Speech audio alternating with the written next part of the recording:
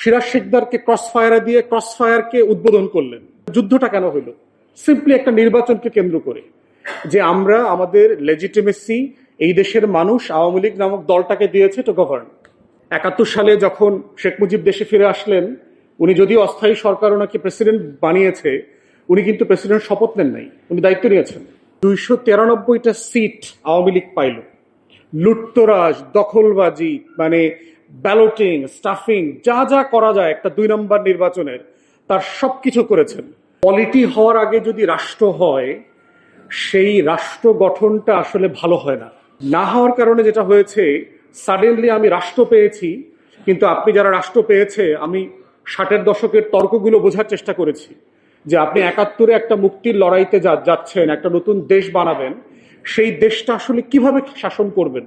আপনি স্বাধীনতার ঘোষণাপত্র ছাড়া মোটা দাগে কোনো গভর্নিং ডকুমেন্ট নাই আমাদের মুক্তির লড়াইতে।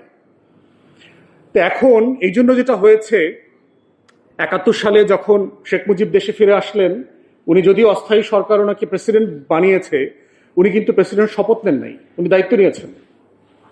তারপরে দেখেন, যেই মানুষটা গণতন্ত্রের জন্য ১৩-১৪ বছর লড়াই করে জেল খেটেছেন, সেই মানুষটা ৭৩ সালে একটা বকাওয়াজ নির্বাচন করলেন, যেখানে ২৯৩টা সিট আওয়ামী লীগ পাইল। লুটতরাজ, দখলবাজি, মানে ব্যালটিং, স্টাফিং, যা যা করা যায় একটা ২ নম্বর নির্বাচনের, তার সবকিছু করেছেন। বঙ্গভবনে গিয়ে শেখ মুজিব প্রেসে বললেন, আজ থেকে বাংলাদেশে কোনো অপোজিশন নাই।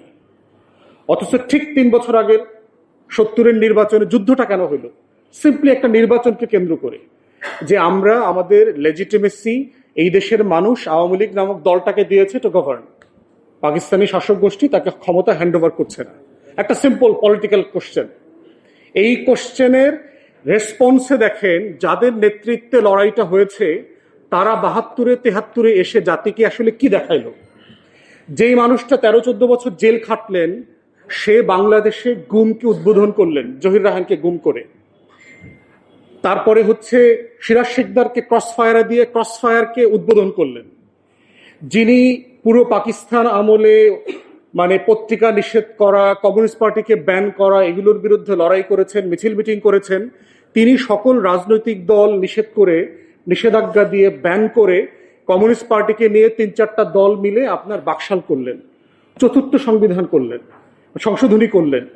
তিনি প্রেসিডেন্ট পদে আসতেছেন, প্রধানমন্ত্রী হইতেছেন, প্রেসিডেন্ট হইতেছেন। It's just a chaos within himself. তার মনস্তত্ত্বে চিন্তা করে দেখেন।